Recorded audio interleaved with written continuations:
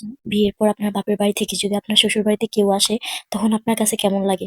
খুব আনন্দ লাগে, তাই না? ভাষায় প্রকাশ করা সম্ভব না। কারণ তখন তাদের মনের ভিতর কি যে আনন্দটা হয় সে জানে। আসসালামু আলাইকুম, খাদিজাস ব্লগে আপনাদের সবাইকে স্বাগতম। আশা করি সবাই ভালো আছেন। পরিবারের সব আপন লোকগুলা থেকে অনেক দূরেই থাকি। তাহারা থাকে গ্রামে আর আমরা থাকি ঢাকায়। আর ঢাকাতে আব্বু থাকে। আব্বু এতটাই কাজের চাপে থাকে যে আমাদের বাসায় আসার সময় হয়ে ওঠে না।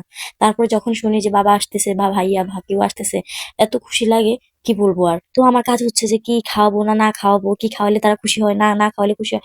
মানে অনেক কিছু চিন্তা ভাবনা আসে যে এটা করবো ওটা করবো, কিন্তু লাস্ট পর্যন্ত কতটুকু হয়ে ওঠে সেটা জানি না। কিন্তু আমি অনেক কিছু ট্রাই করি। আমার বড় ভাইয়া প্রায় 1 বছরের উপরে আমার বাসায় আসে না। ভাইয়া থাকে কক্সবাজার আর আমি থাকি যেহেতু ঢাকা। হঠাৎ ভাইয়া রাত্রে ফোন দিল, ভাইয়া আসতেছি। তো আমি ভাবলাম যে রাত্রে আসি, আমার বাসায় উঠবে। বলতেছে ভাইয়া এখন খাইতে আসি। তো ভাইয়া বলল যে আমি আর তোদের বাসা যাবো না, এখন তুই ঘুমিয়ে পড়, অনেক রাত হয়েছে। সকালে আমার যে মিটিং আছে, মিটিং শেষ করে দেখি আমি যেতে পারি কিনা। তো ভাইয়ার আসার কথা ছিল সকালে, আর এদিকে বাচ্চাদের জন্য চকলেট আচার এগুলো নিয়ে আসছে ভাইয়া। আমি সকালে উঠে রান্না বান্না করছি, যেহেতু মিটিং আছে, মিটিং হয়তো 1 ঘন্টা 1.5 ঘন্টা থাকবে, তাহলে তো পরে বাসায় চলে আসবে।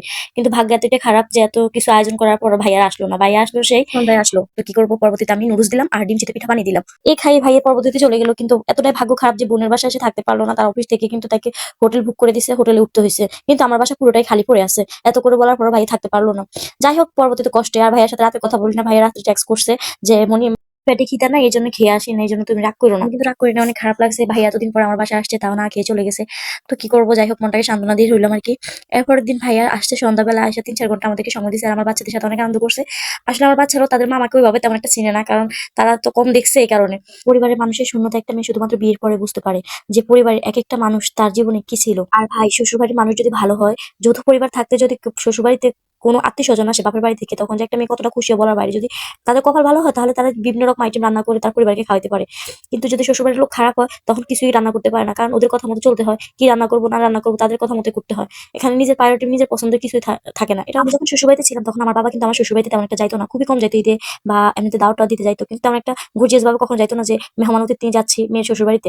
বাবা বলতো যে মেয়ের শ্বশুরবাড়িতে যত কম যাবে ততই ভালোবাসা থাকবে, আর যত বেশি যাবে ততই ভালোবাসা কমবে। এই জন্য মনে হয় বাবা যাইতো না। আমি ভাবতাম হয়তো আমি শ্বশুরবাড়িতে থাকি কারণ বাবা আসতো না, কারণ আমার শ্বশুর শাশুড়ি কি মনে করে। কিন্তু ওনারা কিছুই মনে করতো না।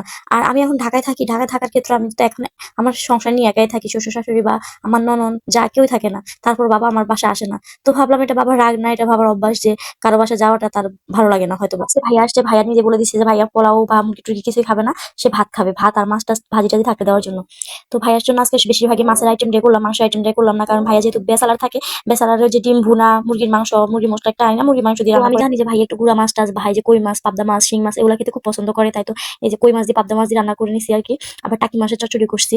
আর তার পছন্দ মতো সবকিছু করার চেষ্টা করছি, যদিও জানি না তার কতটুকু পছন্দ হয়েছে বা হয় নাই। ভাই রান্না করতে করতে এতটাই খিদা লাগছে, এর মাঝে আমিও খেয়ে নিছি এই যে ডিম চিতই পিঠা আর মুরগির মাংস দিয়ে আর কি। আর এদিকে ভাইয়ার জন্য খাবার রেডি করে টেবিলে সাজিয়ে রাখছি। তেলাপি মাছ এখানে ফ্রাই করছি, তারপর বেগুন দিয়ে মাছ দিয়ে রান্না করছি, মিষ্টি করে দিয়ে চিংড়ি মাছ দিয়ে।